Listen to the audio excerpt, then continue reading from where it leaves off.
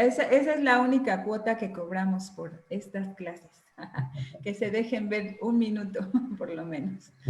Su bello rostro de loto para que sea más No padre. entiendo por qué no pude abrir mi cámara. Está bloqueada la cámara.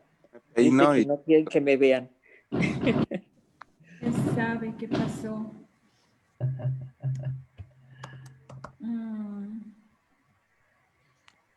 ¿Tú puedes abrirla? No se ve. Desde no ahí, Ananda, no se puede abrir la cámara de ella, ¿no? ¿Verdad?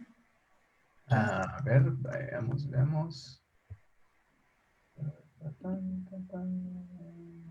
Me da la opción. Ahí se le mandó una solicitud. Ahí Listo. está. Muchas gracias. Listo. Pues ya estamos grabando para YouTube, ya estamos en vivo en Facebook. Así que hoy tengo el honor de presentarles a una persona muy especial, muy querida para mí. Su nombre es Alaxia Elgasi. Creo que ya todos me conocen. En Facebook la encuentran como Olivia Alaxia Trejo, ¿no? Creo, mal no recuerdo. Ella es de las personas que ha estado desde el inicio de ISKCON, no es cierto, desde el inicio de Krishna West, México, muy movida, muy activa. La verdad es que es un motor y una pieza clave para que todo esto siga girando junto con todos ustedes. Es una excelente cocinera, da unas clases también, hay cursos, talleres de cocina, unas preparaciones deliciosas, veganas, que he tenido el honor de luego estar ahí en sus cursos y después de la clase. Y además una excelente administradora, una excelente motivadora, una excelente amiga, una muy querida hermana, es una persona que quiero mucho. Y pues hoy junto con ella vamos a ver este cierre del capítulo de Bhishma, ¿no? Entonces les pido que le den un fuerte aplauso virtual, ya se lo dimos hace rato, pero otro no nos Y te dejo el micrófono, querida hermana. Muchas gracias. Muchas gracias. Muchas gracias, Ananda. Ananda Alejandro Rubio, que me robó uno de mis textos ayer, me pidió permiso y yo dije, sí, está bien, pero ya después viendo, cuando estaba preparando la clase y viendo la clase de ellos, dije, oh no, me robó el mejor de los versos. Pero no importa, lo vamos a repetir porque yo sé que de repente se nos olvida y porque además es algo importante para el tema que vamos a tratar el día de hoy y que finalmente, bueno, creo que hemos estado tratando ya toda la semana. El título que se me ocurrió ponerle a esta clase para pues, darle ese enfoque es cómo podemos prepararnos para el momento de la muerte, ¿no? Creo que es parte de lo que hemos venido hablando. En textos anteriores, bueno, Bhishmadev estaba, digamos que en agonía en el momento en su lecho de muerte, después de que fue atacado con todas estas flechas. Ya ayer ya veíamos esta imagen. Entonces aquí ya estamos exactamente en el momento en el que él deja de respirar.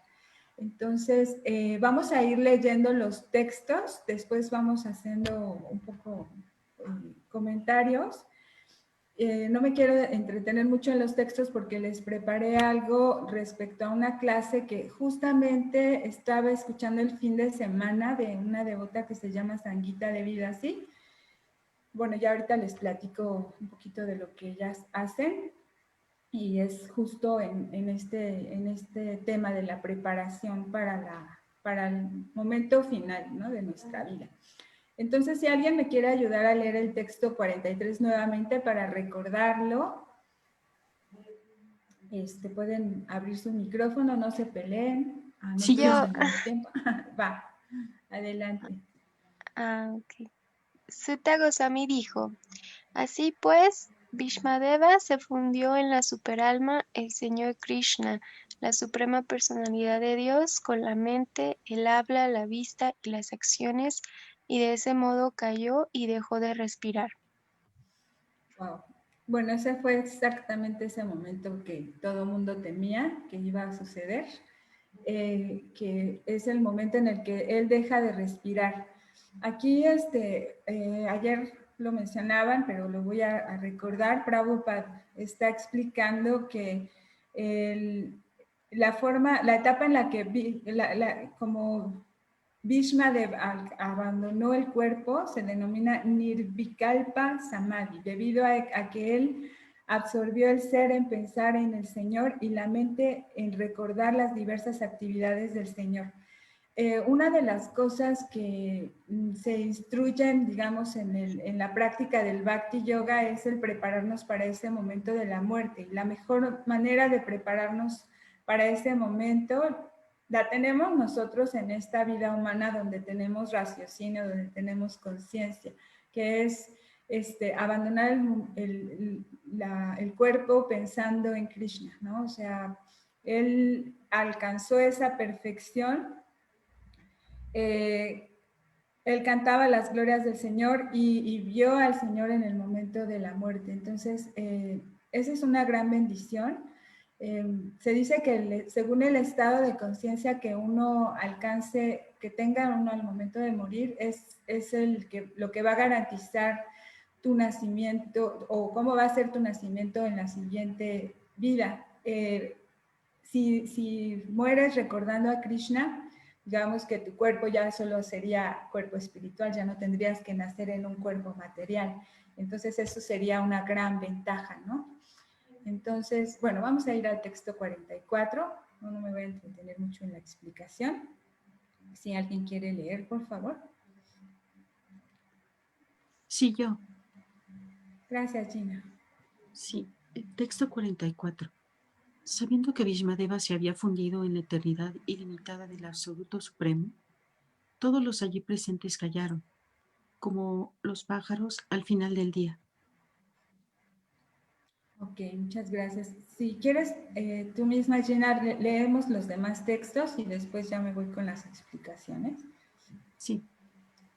Texto 45. Después, tanto los hombres como los semidioses tocaron tambores en su honor, y la honesta orden real dio comienzo a demostraciones de honor y respeto, y del cielo cayeron lluvias de flores. Texto 46. Oh, descendiente de Bhrigu, Saunaka, después de celebrarle los rituales funerarios al cadáver de Bhishmadeva, el pesar se apoderó momentáneamente de Maharaja Yudhishthira. Ok, siguiente. Sí. Entonces, mediante himnos védicos confidenciales, todos los grandes sabios se glorificaron al Señor Krishna, quien estaba allí presente. Luego todos ellos regresaron a sus respectivas ermitas, llevando siempre al Señor Krishna en el corazón. Texto 48. Después, Maharaja Yudhishthira fue de inmediato a su capital, Hastinapur, acompañado del Señor Krishna, y allí consoló a su tío y a su tía Gandhari, quien era una asceta.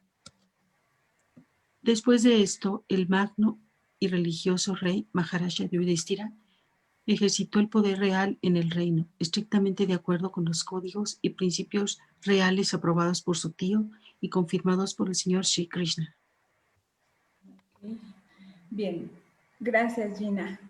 Entonces, bueno, sí, como comentábamos, este momento de la muerte, que para la mayoría de nosotros es muy temido, para un devoto puro es como un momento de oportunidad para alcanzar esa máxima perfección de la vida. Y bueno, nos menciona Prabhupada que esa perfección se puede alcanzar mediante el servicio devocional. Ayer Ananda y Ishta comentaban que, bueno, no es que tienes que ser la persona, digamos, perfecta en términos materialmente hablando, sino que la perfección se alcanza a través de este deseo, de este servicio, de esta rendición. Y rendirse a Krishna realmente significa solamente confiar en él, en su plan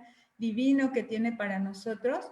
Entonces, en ese sentido, no hay nada que temer, ¿no? O sea, una maestra por ahí decía que todas las acciones provienen del amor o de la falta de amor. Entonces, si nosotros vivimos en esa armonía con nuestra esencia espiritual, en conexión con Dios, con Krishna, pues podemos alcanzar esa máxima perfección, ¿no? Y estos procesos que se mencionan en las escrituras consisten en oír, que es como el primero y el más importante de los 9 procesos, de los 9 principios del servicio devocional, y es oír. Oír se refiere a escuchar atentamente el sonido de la vibración del Mahamantra, o sea, escuchar sus nombres, escuchar hablar de sus pasatiempos, escuchar hablar el Bhagavad Gita, el Bhagavatam, escuchar hablar a sus devotos, ¿sí? Pero no solamente es oír, sino es escuchar con gran atención, así como con avidez de aprender, como cuando estás enamorándote de alguien, entonces le prestas toda la atención del mundo, ¿no? En ese momento que estás con él. Y tratar de que ese oír sea cada vez más frecuente, con mayor determinación, con mayor entusiasmo, ¿no? Oír cantar es el segundo de los procesos, o sea, cantar el santo nombre, cantar las glorias del Señor, ¿no? Cantar es repetir, ¿no? Repetir aquello que hemos escuchado.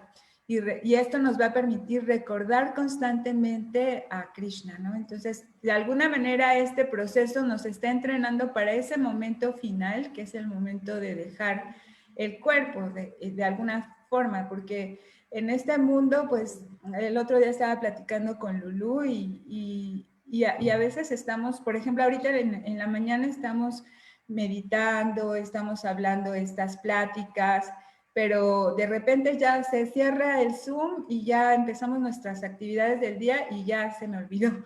Entonces, a mí me pasa, ¿no? Que en un minuto estoy pensando en Krishna y al minuto siguiente ya se me olvidó, estoy pensando en otra cosa. Entonces, por eso es tan importante la práctica que sea constante, con gran determinación, con gran entusiasmo, para que no olvidemos esto. Y no es solamente prepararnos para el momento de la muerte, sino, ayer me parece que la doctora Radhika estaba diciendo, es prepararte cada día de tu vida, tener a Krishna siempre presente en cada momento, porque en cada momento, de alguna manera, estamos renaciendo y muriendo constantemente.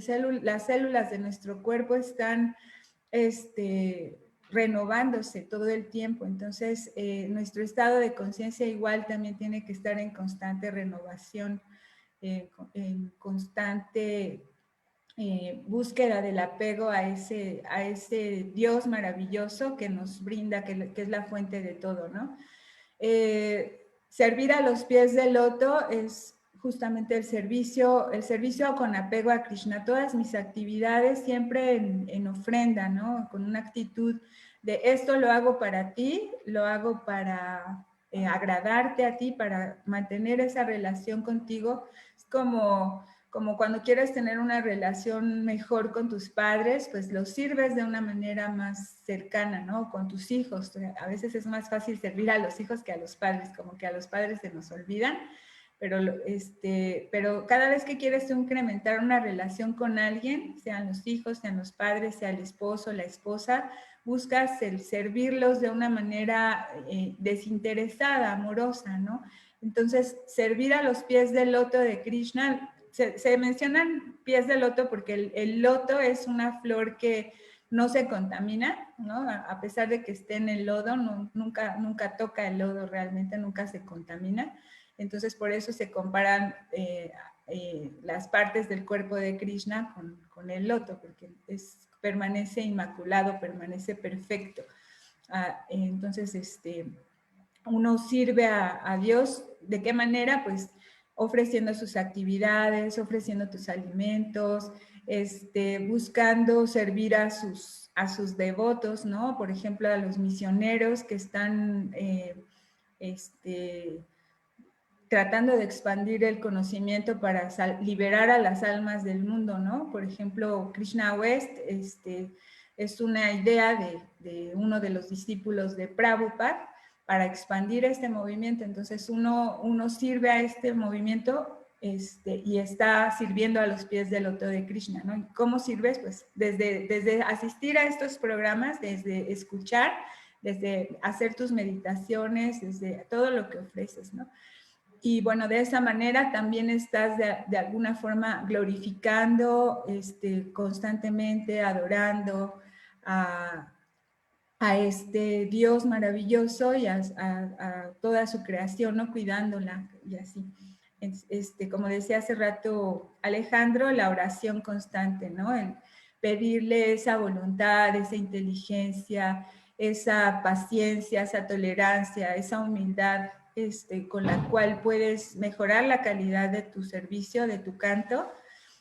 También todos los días, ¿no? Orarle a Krishna, por favor, permíteme que el día de hoy sea el día en el que voy a conectarme más contigo, a servirte mejor. Ejecutar órdenes, bueno, en las escrituras se mencionan muchas recomendaciones, instrucciones que uno sigue, ¿no? O sea, no es como nada más leer un libro por leerlo como un pasatiempo, sino que aplicarlo, la vida práctica es la más importante. No nada más es tener el conocimiento a nivel intelectual, sino la aplicación práctica. Por otro lado, hacer amistad con personas que nos ayudan a elevar esa conciencia o incluso ofrecer amistad a personas a las que nosotros les podemos ayudar, ¿no? Cuando ya estamos un poquito más claros de lo que significa este proceso, puedes ayudar a otras personas, a tu familia, a tus hermanos, a tus primos, a tus vecinos, a tus compañeros de trabajo, haciendo amistad con ellos. Ni siquiera tienes que predicarles nada, porque uno predica a través del ejemplo, no necesitas estar predicando demasiado, ¿no?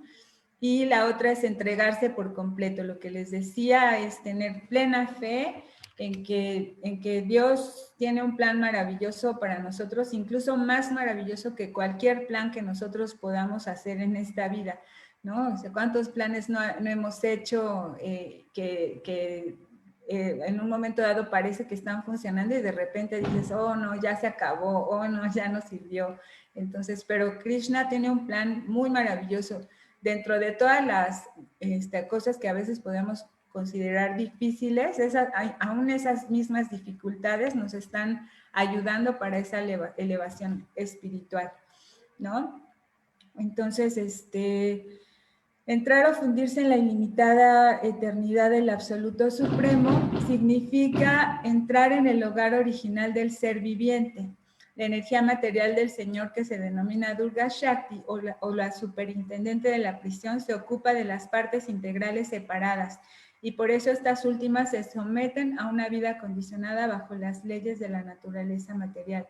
Cuando el ser viviente se vuelve consciente de este hecho, trata de ir de vuelta al hogar, de vuelta a Dios, y de ese modo comienza la necesidad espiritual del ser viviente. Y yo aquí les preguntaría, si se recuerdan, ¿en qué momento fue ese momento clave en el que sintieron la necesidad de la búsqueda espiritual? Si alguien me quiere contestar, si lo tienen así como claro, como un recuerdo.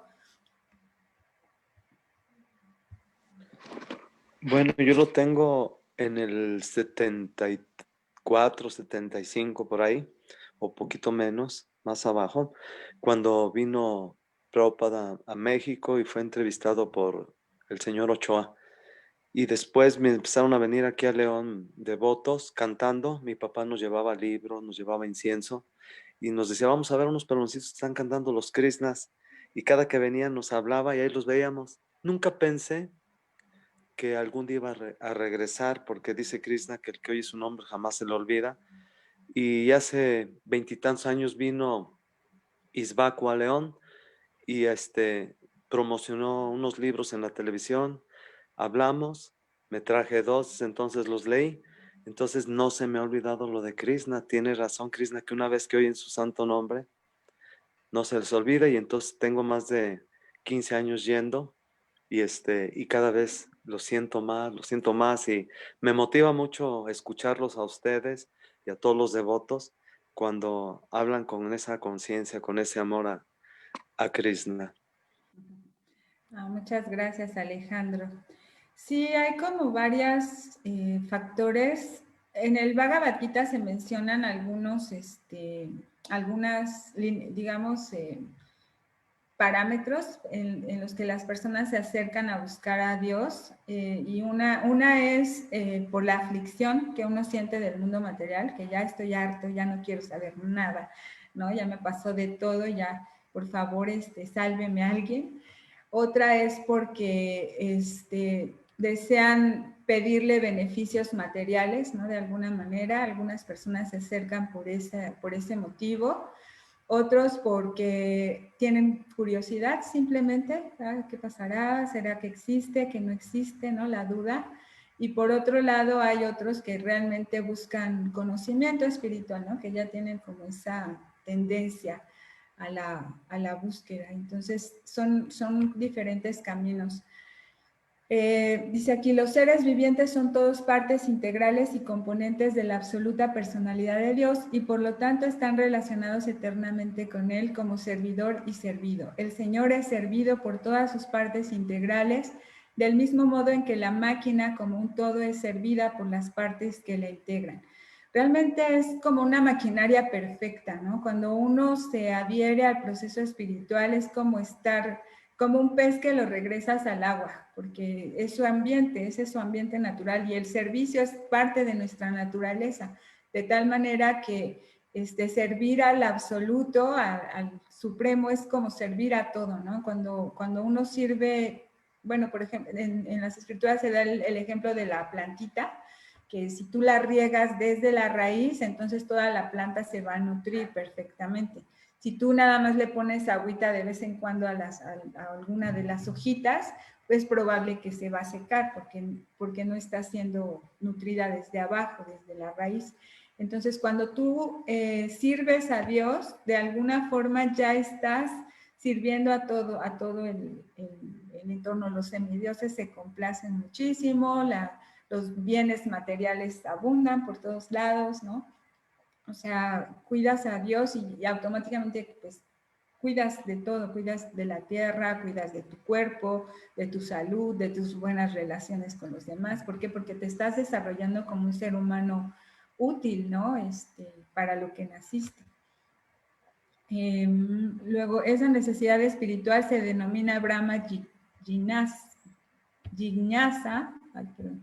o indagación acerca del Brahman. Este Brahma Jignasa logra el éxito principalmente mediante el conocimiento, la renunciación y el servicio devocional que jnana o conocimiento significa conocimiento acerca de todo lo relacionado con Brahman, el Supremo. Renunciación significa desapego del afecto material y servicio devocional significa revivir mediante la práctica la posición original del ser viviente que se le presta al Señor, ¿no? Los seres vivientes que logran el éxito y que son merecedores de entrar en el reino absoluto reciben el nombre de yanis, yogis o bhaktas. De alguna manera el conocimiento ya está en nosotros, solamente estamos como reviviendo ese conocimiento a través de una práctica. Ya sea como Yani, que son los que están en busca del conocimiento, los yogis que buscan ese conocimiento a través de la meditación y los bhaktas que lo encuentran a través del proceso amoroso del servicio devocional, ¿no?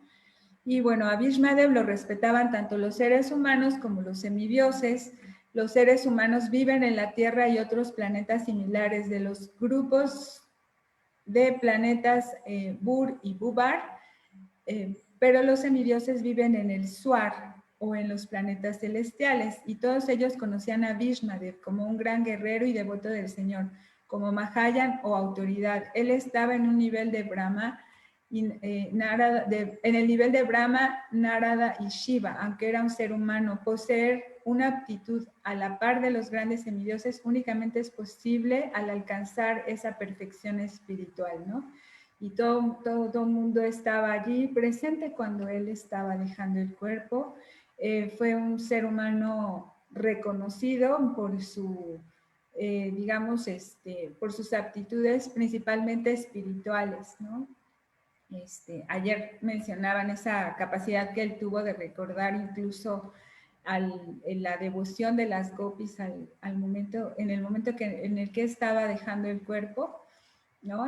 Y a pesar de ser simplemente un guerrero, ¿no? O sea, su forma de relacionarse con Krishna, lo decía Srivas ayer, era a través de esos encuentros guerreros, ¿no?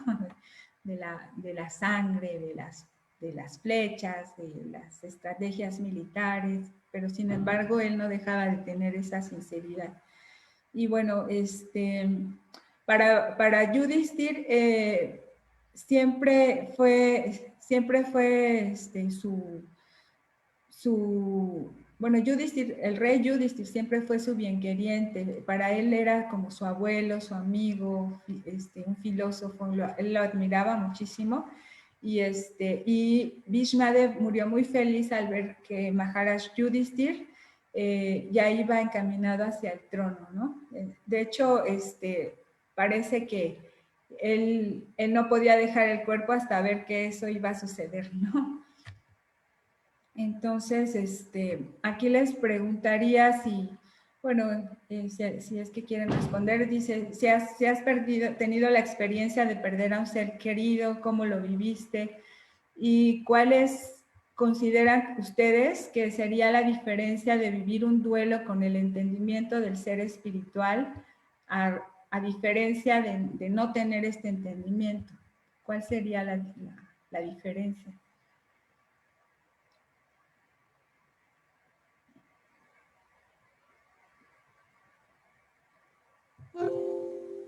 Srivas. Gracias, Alexia. Bien, creo que es realmente, como se puede decir, es una diferencia muy sutil, ¿no? Porque uno no deja de sentir el dolor, ¿no? Digo, mis experiencias siempre han sido con personas, digo, un primo muy querido, amigos, ¿verdad? Y, por ejemplo, a veces yo pienso en lo inevitable, ¿no? Por ejemplo, con mi madre, que está aquí, con mi padre, y pienso que, y aún así, el dolor está presente, ¿no? Es algo que uno vive con mucha intensidad. Solamente la idea, ¿no? A veces no solamente la idea de perder algo en este plano ya es doloroso, y cuando es algo tan significativo, ¿no? La diferencia yo creo radica en la capacidad de incluso llegar a ser, se vuelve algo, ¿cómo se puede decir? Gratificante el saber que alguien va a dejar de sufrir, ¿no? Y sobre todo si alguien tiene capacidad de ver que alguien es consciente de Krishna, se vuelve incluso un gran deleite saber que esa persona realmente está avanzando, realmente está yendo, se está encaminando, se está de camino directo a una vida realmente mejor. Y también radica la diferencia cuando tú ves que alguien muere en una situación alejada de Dios, también se vuelve un poquito más doloroso y preocupante el hecho de saber de que, híjole, ¿qué puedo hacer yo para ayudarle, no? A veces amigos o personas familiares que no están vinculados a Krishna, en este sentido, uno quiere hacer algo para vincularlos, hay una preocupación sincera en querer darles a Krishna, ¿no? Entonces realmente es una diferencia, ¿cómo se le puede llamar? No tengo palabras, pero no es algo de este mundo, digamos, en el sentido de que realmente es un conocimiento que te saca, que aunque sigues viviendo las experiencias de sufrimiento, sobre todo de dolor, no es un sufrimiento. De hecho, me recuerda mucho un verso del Bhagavatam siempre, donde se explica eso, ¿no? Que una persona que ha tenido el contacto con Krishna no vive las experiencias de la misma manera que cualquier persona materialista, ¿no? O sea, y que el meditar precisamente en los pies del loto de Krishna, ¿no? Es algo que a él le llena de gratificación trascendental y nunca desea abandonar eso, ¿no? Y quiere que todo el mundo se refugie también en esos pies de Krishna, ¿verdad? Sí, muchas gracias, Srivas. Bueno, sí, es que hay varias cosas, ¿no? Por un lado, al momento de la muerte, nosotros no sabemos cómo nos va a llegar ese momento, ¿no? Porque por ahí alguien decía que la conciencia se perturba mucho cuando estás en ese momento y incluso que se te llena de moco la garganta, casi no puedes respirar. Es muy difícil asegurar que uno se va a acordar de Krishna, ¿no? Y para uno que pierde un ser querido, vimos ahí el caso de mismo Yudhishthir, que es un devoto puro, y él está sufriéndose, en realidad la familia se está lamentando, los amigos se están lamentando, y son devotos puros.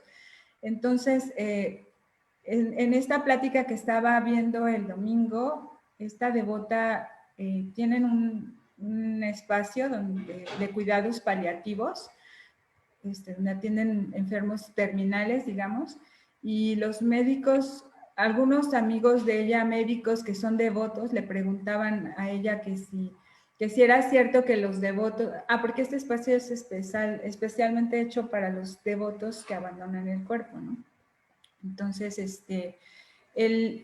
los médicos le preguntaban que si realmente el hecho de ser devoto evitaba que al momento de la muerte tuvieran como ese sufrimiento, ¿no? Y ella dijo, pues no, la realidad es que siempre están preocupados, ¿no? Que qué va a pasar con mi familia, siempre qué va a pasar después de esto, o sea, a pesar de que son devotos, que han vivido una vida, pero sin embargo, siempre es como un alivio saber que Krishna está ahí, ¿no? El tener a Krishna presente, como en el caso de Bhishma, de que lo tuvo ahí, es una forma de aliviar ese dolor, ¿no? Entonces, dice aquí, los devotos del Señor siempre están en el corazón del Señor y el Señor siempre está en los corazones de los devotos. Así es la dulce relación que hay entre el Señor y sus devotos. Debido al amor y la devoción pura por el Señor, los devotos siempre lo ven dentro de sí y a su vez el Señor, aunque no tiene nada que hacer ni nada que ambicionar, siempre está dedicado a velar por el bienestar de sus devotos, ¿no?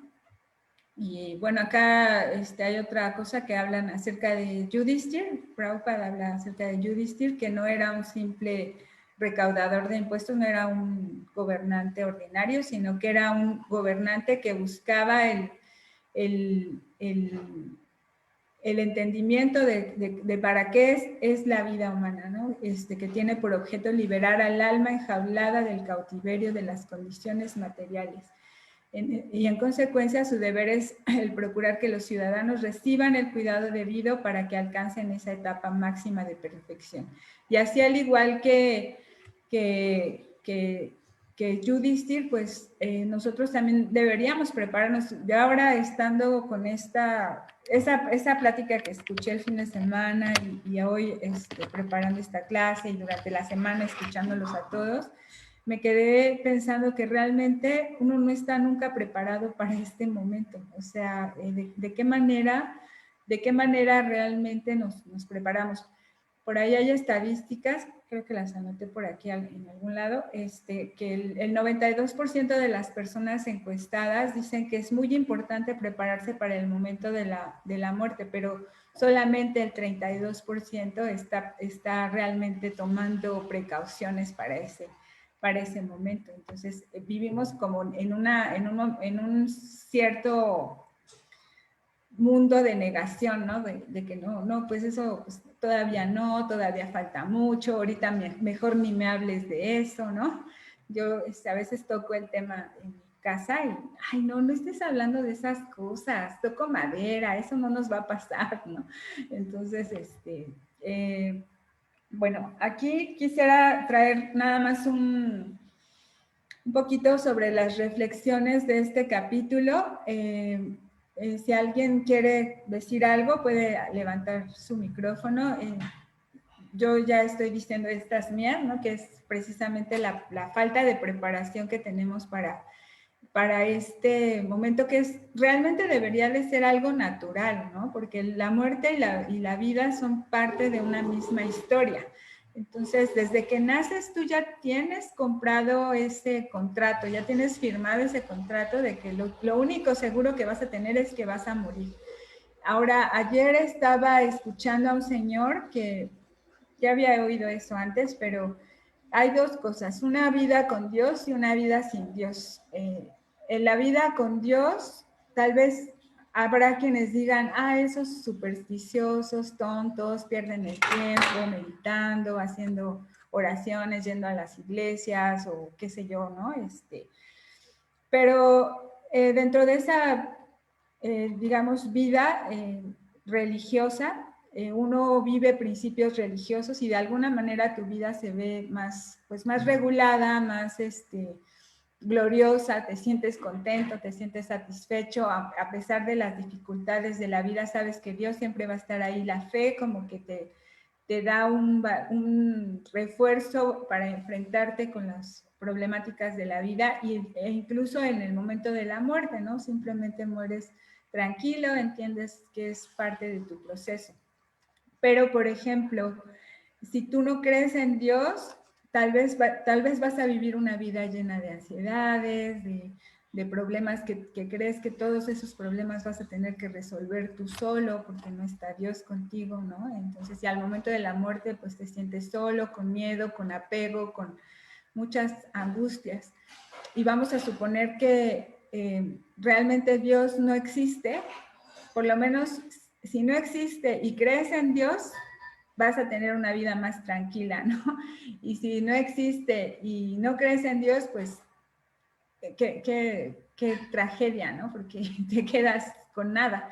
Ahora, si existe Dios y tú crees en Dios, entonces ahí ya se invierten los papeles, porque realmente el que se preparó va a llegar a un encuentro con esa nueva etapa de su existencia, ya preparado, ¿no? Y el que no se preparó, pues, porque no creía, pues, oh, sorpresa, ¿qué crees que sí existía, no? Entonces, de cualquier manera, es una ventaja prepararnos para vivir una vida plena en esta vida y trascender la vida, ¿no? Trascender después de esta existencia, tal vez vengan más. Y bueno, aquí ya vimos cómo podemos lograr el mejor aprovechamiento de esta vida humana. Sería, no sé si alguien quería hablar por ahí. Bueno, pueden levantar su mano, también, porque de repente se me van las cabras. Aquí Prabhupada dice en el Bhagavatam, en el canto 10, capítulo 1, en los versos del 5 al 7, si en el momento de la muerte uno puede recordar a Krishna, su vida es exitosa. Entonces, eso ya es como un parámetro. De hecho, en la cultura védica se acostumbran algunos rituales al momento de abandonar el cuerpo, que es, no sé, como poner agua de un río sagrado en algunas partes de su cuerpo, o las hojas de una plantita sagrada que se llama tulasi, también ponerlas abajo de su lengua. Hay algunos rituales, en otras culturas pues se acostumbran otros rituales, pero bueno, lo interesante aquí sería para un devoto es tener siempre por lo menos una persona que esté al lado de uno recordándole a Krishna, ¿no? Que por lo menos en ese momento haya alguien que cante junto contigo o que... sí, Gaura Shakti, ¿quieres decir algo? Sí, hola, buenos días, gracias Alaksh. Buenos días. recuerdo del Mahabharata sobre Yudhishthir Maharaj, que él, no recuerdo si le preguntó a Bhishmadev, pero él le dijo que, me corrigen si estoy mal, sí, ¿cuál era tenía una duda que le sorprendía muchísimo, ¿no? Y esa duda era que la gente veía a todos morir y ella pensaba que no iba a morir, entonces se le hacía muy, muy increíble, ¿no? Esa parte, ¿no?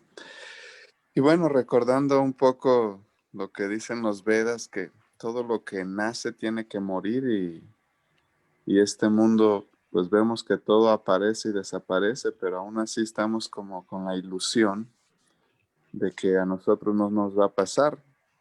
Pero creo que esa ilusión viene también de la parte que somos seres divinos que no morimos en realidad, ¿no? Que vivimos para siempre, nada más que estamos ahorita en un estado condicionado, cubierto, que no nos deja ver esa parte real, ¿no? Esa parte, podemos decirle, espiritual, divina.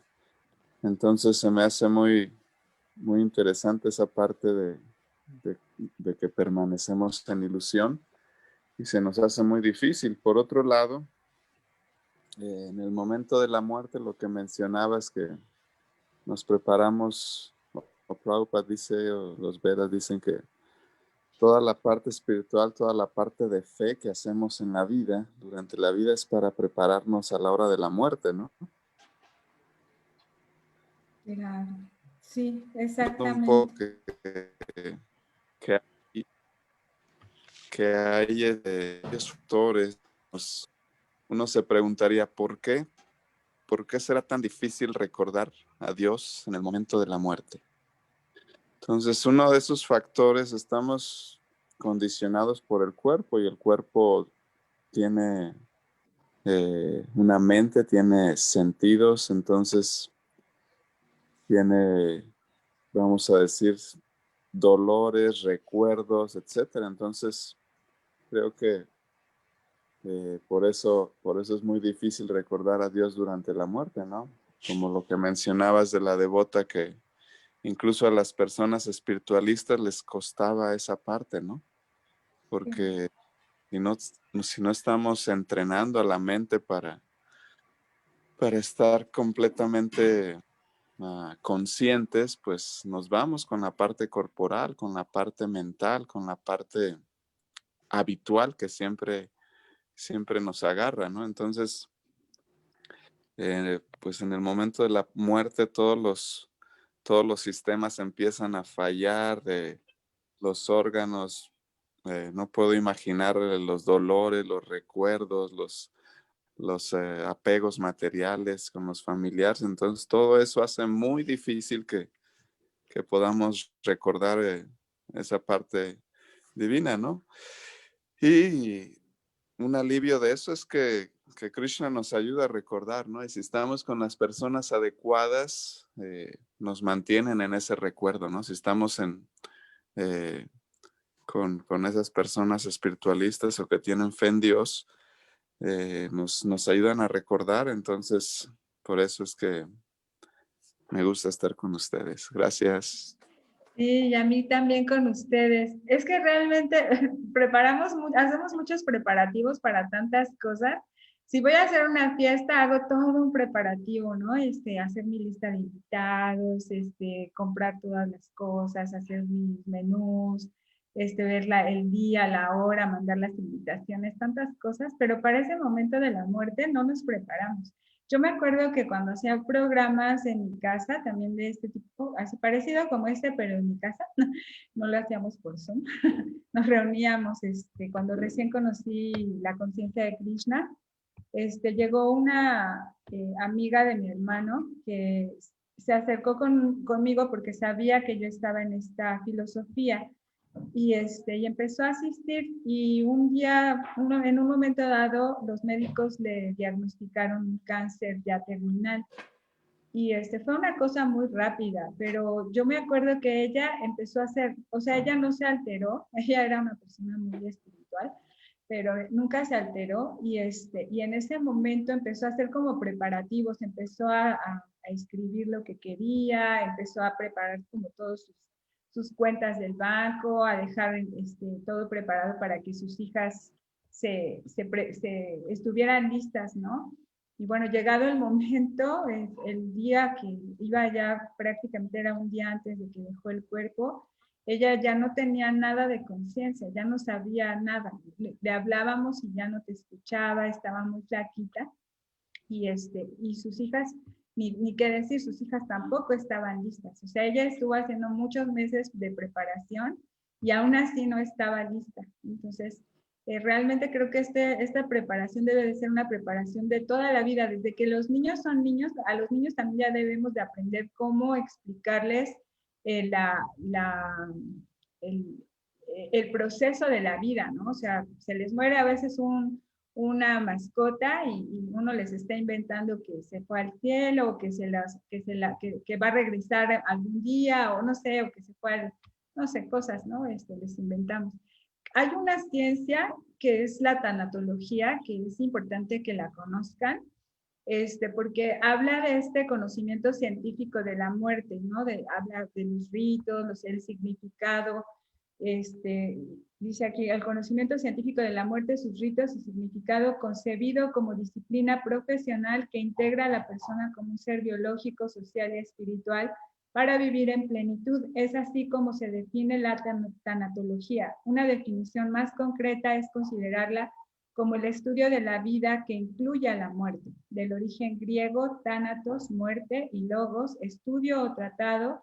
El objetivo de la tanatología es proporcionar ayuda profesional al paciente con una enfermedad en etapa terminal y a sus familias. Así es que, así como en nuestra vida, no es que por el hecho de que soy un alma espiritual, solamente vivo vida espiritual, porque tengo un cuerpo, tengo una mente. Entonces, durante todas las etapas de mi vida tengo que cuidar de esos aspectos, tanto de mi mente como de mi cuerpo, como de mi vida espiritual. Y el momento de la muerte realmente no es una excepción.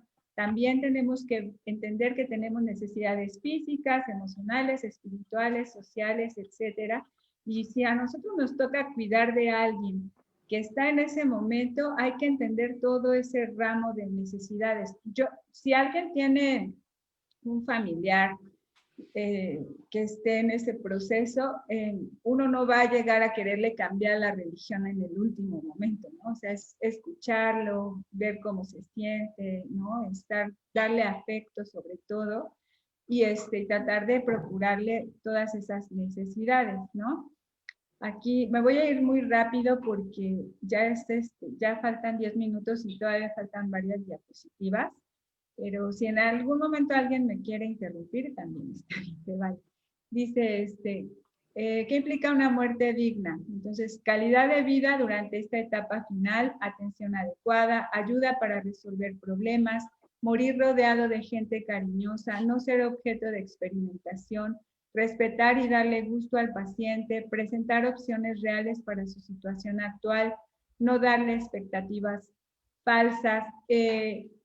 Yo creo que si nosotros, antes de que estemos en momentos de crisis, preparáramos, digamos, como que cuáles son los deseos que yo tengo, eso le facilitaría mucho a las personas a nuestro alrededor el poder tomar decisiones adecuadas. Por ahí les voy a pasar la página de esta devota que se llama Vaishnava Care, porque me parece que es para todo el mundo. vaishnavacare.org. Ahorita se las escribo en el chat en un momentito. Para que revisen y se den una idea de qué pueden hacer. O sea, no esperen a que tengan 80 años. En este momento es momento preciso. O sea, la muerte puede llegar en cualquier momento y no nos asustemos. Puede ser menos doloroso si nos anticipamos en lugar de, dice aquí, dice Lulú, frente a la eutanasia voluntaria, ¿cuál es la respuesta de conciencia de Krishna? Pues No lo sé. O sea, yo sé, por ejemplo, en el caso de que hay como una desconexión. Por ejemplo, si la persona está respirando con aparatos artificialmente, sí se puede desconectar y no hay ninguna repercusión, ¿no?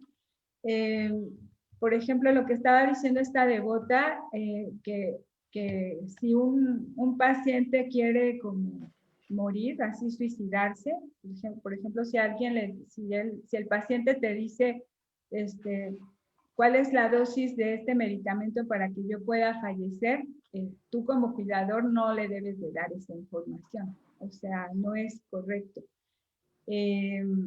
O, por ejemplo, luego dice que ha habido casos de una persona que dijo, tengo una pistola conmigo y como sé que si yo me mato va a ser muy doloroso para mi familia, primero los voy a matar a ellos y luego me voy a matar yo. O sea, en ese caso, pues obviamente había que recurrir a la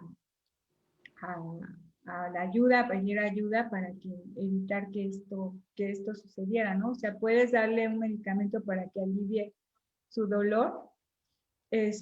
También me puede corregir alguno de Srivas o Kourashad o la madre rádica, que uno no se debe autoinfligir la muerte, porque entonces lo que va a pasar es que el sufrimiento que vienes acarreando en esta vida lo vas a arrastrar a la siguiente.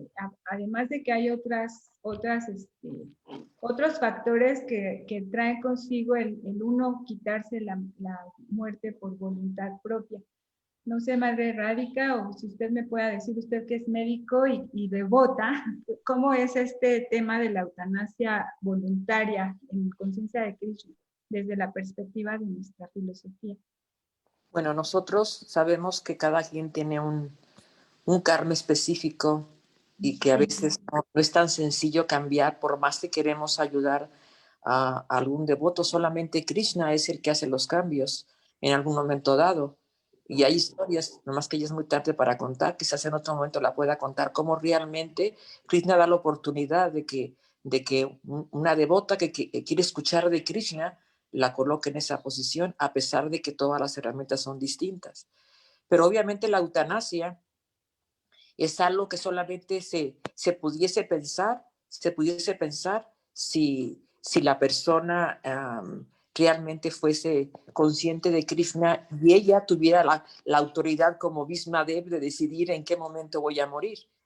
Pero en realidad en conciencia de Krishna no damos esa autoridad a nadie, esa autoridad la da Krishna. Entonces es importante saber que las decisiones de cuándo voy a morir, si no tenemos nosotros esa sabiduría, entonces tenemos que seguir el curso que nos toca vivir. Y obviamente si quisiéramos no sufrir, pero si nos toca sufrir, cuando menos hacerlo en conciencia de Krishna, y va a ser mucho menor el sufrimiento.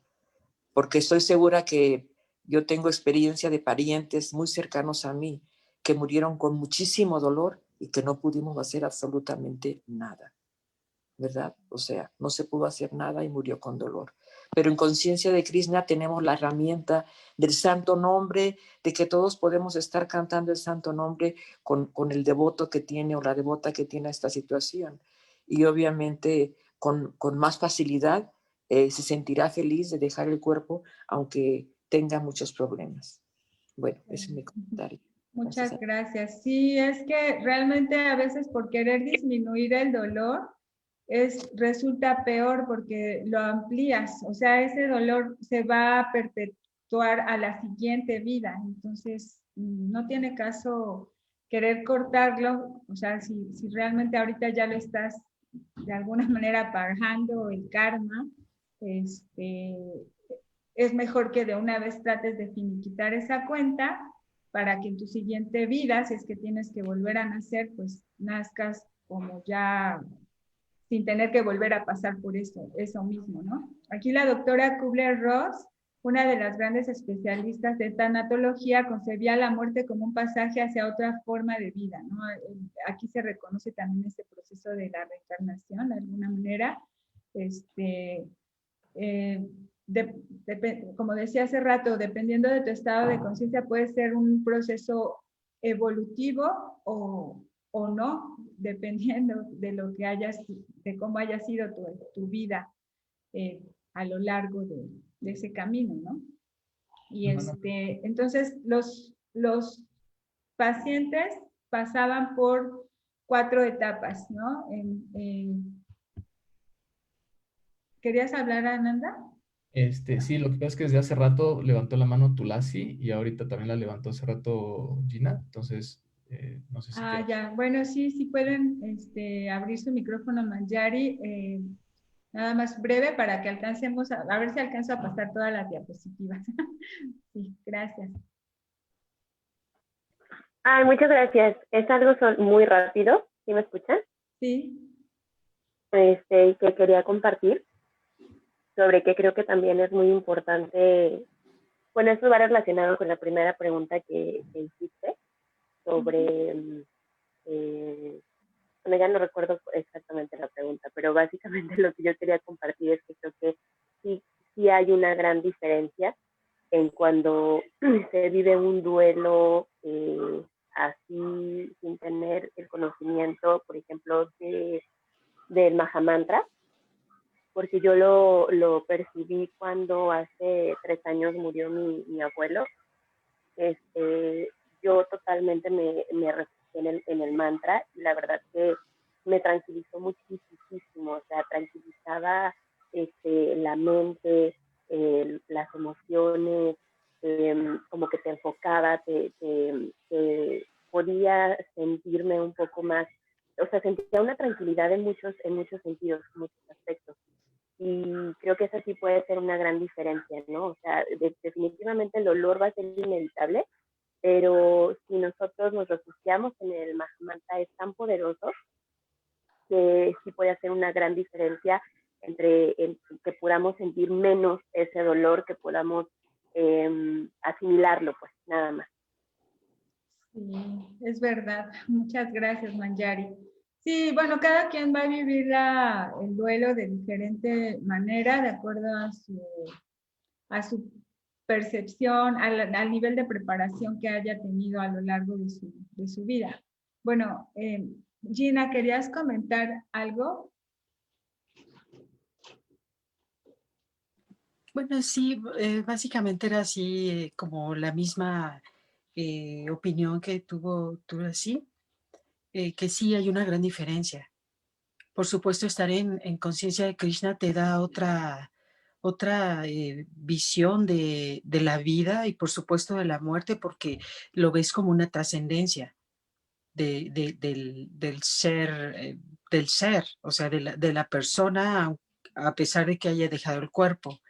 Entonces, en mi experiencia, sí brevemente como enfermera, yo tenía aproximadamente como 7 años y estaba en áreas pues críticas. Esa fue así mi especialidad, estar en áreas con pacientes muy graves, ¿no? Entonces, hubo un momento en que me asignaron a otra área que nunca había estado, que se llama hematología, donde son todos los pacientes de problemas de cáncer, pero de la sangre específicamente. Entonces, bueno, era sorprendente para mí que de repente yo estaba conviviendo con ellos y al día siguiente llegaba yo y veía su cama vacía, ¿no?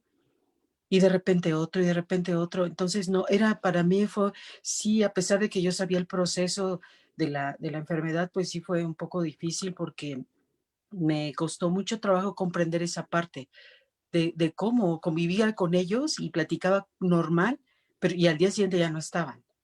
Entonces, sí me afectó mucho. Entonces, bueno, ya afortunadamente tuve la oportunidad de tomar esa preparación, esos cursos de tanatología que son muy buenos porque sí tú ves la muerte como parte también de la vida, pero complementándolo obviamente con el proceso en conciencia de Krishna, ¿no? Se complementa todo y es una maravilla. O sea, a lo mejor alguien que me escuche va a decir, alguien que no sea consciente de Krishna, ¿verdad? Podría decir, bueno, ¿de qué está hablando, no? ¿Cómo va a ser la muerte una maravilla? Pero finalmente sí lo es porque te das cuenta que esa persona no murió, o sea, se trascendió nada más y si va no sé, pudiera ser que vaya a tener otra mejor vida, y en respecto a que sea consciente de Krishna, por ejemplo, los que a lo mejor no son devotos, ¿no? Mi papá, por ejemplo, él no era devoto para nada, ¿no? Él inclusive renegaba y eso, ¿no? Tenía otras filosofías que él creía que no existía Dios, ¿no? Entonces, bueno, yo le pedí que ojalá le pudiera Krishna dar revivir en su otra vida ese amor por él, ¿no? Entonces, pero si es un devoto puro o es un devoto avanzado, entonces, bueno, no hay, yo pienso que sí hay dolor, lo vamos a extrañar, pero va a trascender, y eso pues nos debería, ¿verdad? Yo pienso que nos debería de dar mucha felicidad. Ay, gracias, Gina. Sí, sí. Gracias. De hecho, ustedes, las enfermeras, son las que más se preparan para esas cosas, porque como tienen que lidiar todos los días con esta situación de crisis, pues se preparan. No me va a dar tiempo de terminar toda la presentación. Voy a tener, creo que, hacer una sesión especial en un sábado, un sábado tipo a las 6 de la tarde, tal vez de o puede ser este sábado que viene, que no tengo nada programado. Entonces, para terminar de pasarles estas diapositivas, porque hay cosas muy interesantes respecto a las etapas por las que tiene que pasar un paciente o una persona en este momento terminal. Ok, sí, Gina, y además quiero que estés para que platiquemos, porque tú también tienes mucho que aportar con tu experiencia. Y tenemos algunas, por ejemplo, el tema de la autonomía, que es cómo él puede tomar sus decisiones respecto al tratamiento que quiere, respecto a cómo dejar los bienes estipulados, cómo quiere que se atienda todo su proceso. Cuando se hace con anticipación, cambia mucho este tratamiento, se vuelve muy digno, ¿no? Porque él asigna qué personas se van a hacer cargo de su tratamiento, o de tomar decisiones por él cuando él ya no pueda, ¿no? También aprender cómo realizar estos testamentos, o estas voluntades anticipadas, ¿no? Que se escriben.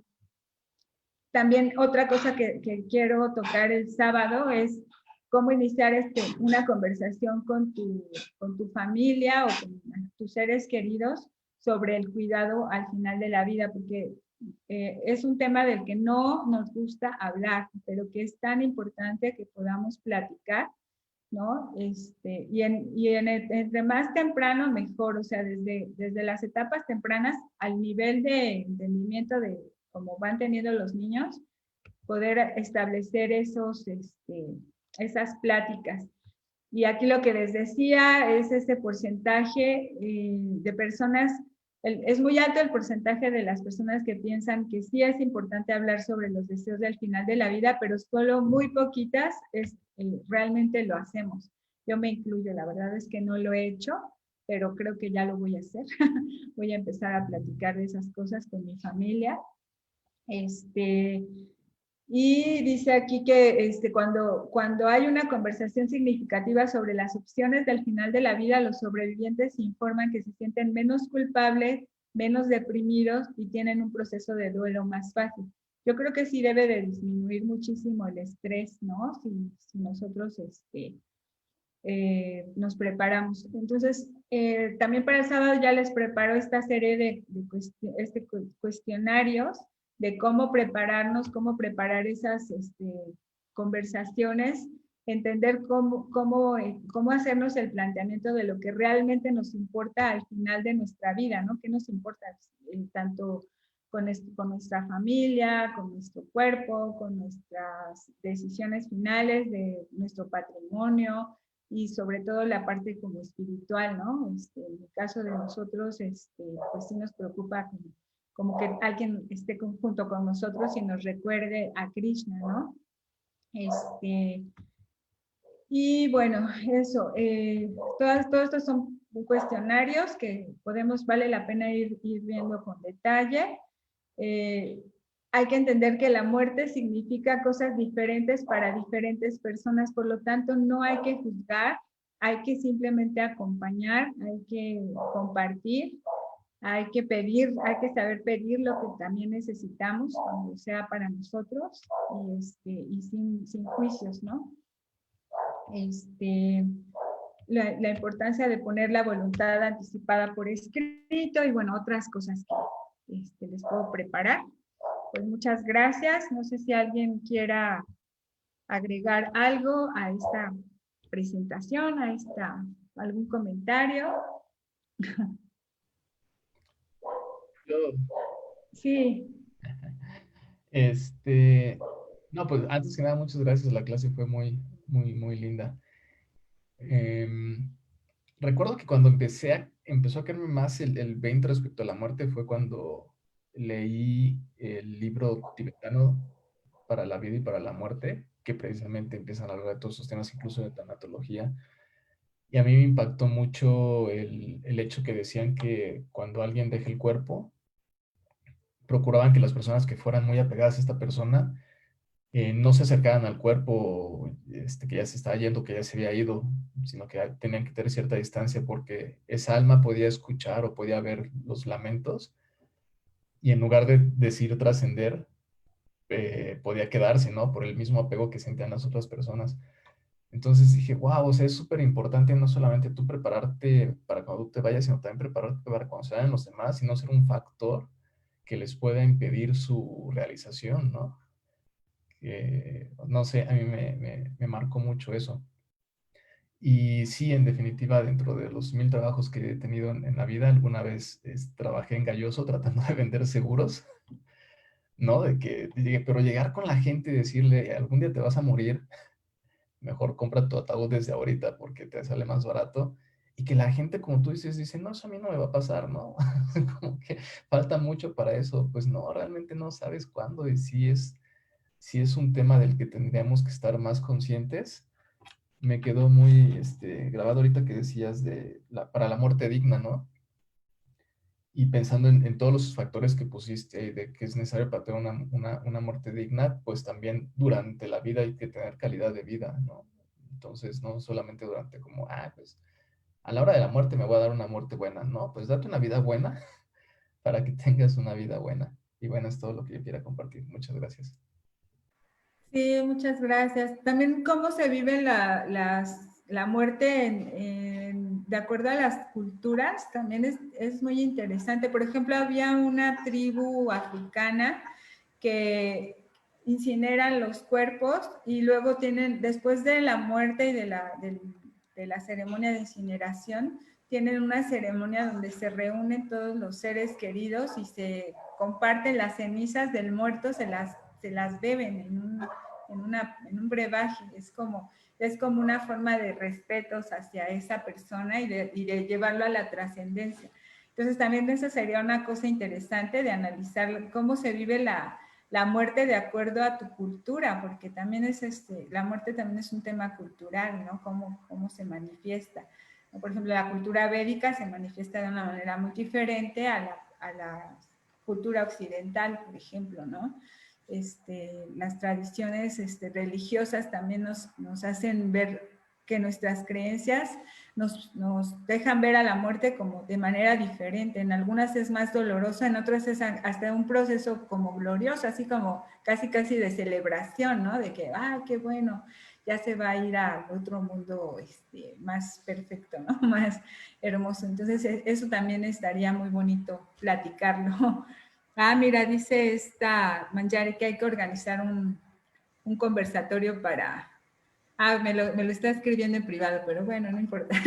Estamos en familia. Un conversatorio de este tema. Sí, ya lo tengo como pensado. Estoy buscando, justo le escribí a Nanda Swarup para que me ayude a contactar a una persona que es especialista en estos temas.